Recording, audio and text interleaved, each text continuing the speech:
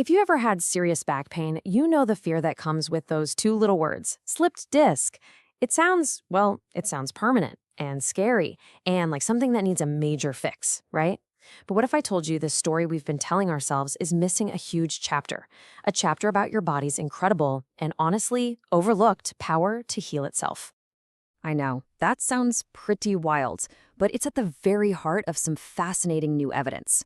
We're going to dive into how a herniated disc, even a really bad one, might not be the life sentence we think it is. It might just be a problem your body is already perfectly equipped to solve. And to really get this, let's start with a story. Not some big, broad theory, but with one single patient whose case turned into a genuine neurological surprise, one that challenged everything his doctors thought they knew. So picture this. A 32-year-old guy walks in with low back pain shooting all the way down his left leg.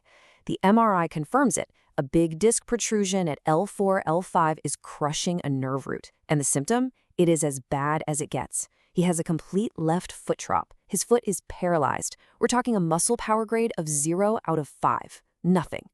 The standard recommendation is, of course, surgery. But the patient? He said no. Okay, so this is where the story gets really astonishing. On day one, with that paralyzed foot, he starts conservative treatment, just some anti-inflammatory drugs and physical therapy. 10 days later, just 10 days, he comes in for a follow-up. His foot drop has recovered to a power grade of 4 out of 5. He can walk normally again. And by week 3, get this. His strength is completely back to normal, a normal gait, from total paralysis to walking perfectly in 21 days, without any surgery. Now, you might be thinking, okay, that's a 1 in a million miracle. But this incredible story isn't some fluke. It's actually a pretty dramatic example of a widespread phenomenon that scientists are now documenting with total clarity: the amazing case of the disappearing disc. And that's the absolute key. We've known for a while that symptoms can get better, but the idea that the physical herniation, the piece of disc that's sticking out, can just go away on its own, that's a total game changer. And it's not wishful thinking. It is a recognized medical event. So, just how common is this? Well, a major meta-analysis back in 2017 crunched the numbers, and what they found is just staggering.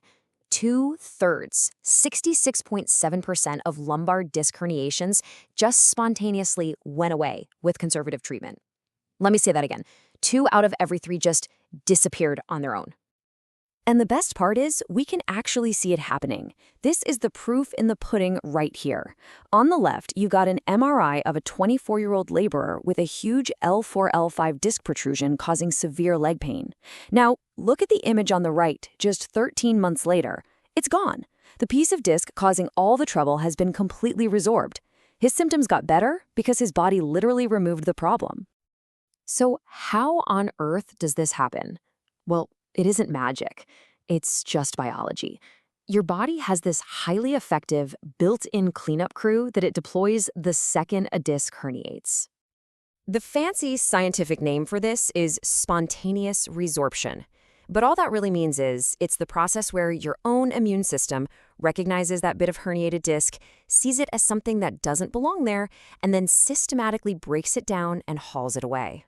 And here's exactly how that cleanup job works. First, that escaped piece of disc gets exposed to your bloodstream, which it's not supposed to be. That triggers a massive alarm, an inflammation signal. Your body responds by growing brand new blood vessels into the area to bring in the cavalry.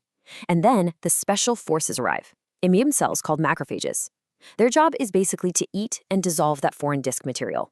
And over time, they clean up the entire mess, and the pressure on the nerve is gone. Okay, now here is the part that is going to completely flip what you think you know. You'd assume a small little bulge would be easier for the body to clean up, right? Well, the research shows the exact opposite. The herniations that are most likely to disappear are actually the bigger, more dramatic ones. The large ones, the ones that have fully broken off, the ones that tear ligaments. And why? Well, because a bigger, nastier herniation creates a much bigger emergency signal, which calls in a much stronger, more aggressive immune response to clean up the mess. So, all of this incredible information leads us to the single biggest question a patient is going to face. Should I get surgery right now? Or is it better to just wait and let my body do its thing? Luckily, we don't have to guess. We have decades of really solid research on this exact question. Landmark clinical trials, You've probably heard of them, like the main lumbar spine study and the SPORT trial, have followed thousands of patients to see who really does better in the long run. And when you look at all of them, a really consistent theme emerges. In the short term, the first year or two, surgery often wins. Patients who get surgery tend to report faster and greater symptom relief, which makes sense, right? You're physically cutting out the problem.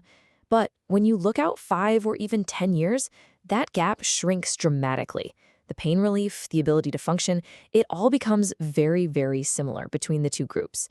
Conservative care, it seems, just takes longer to catch up. This quote from the Journal of Neurosurgery just nails it.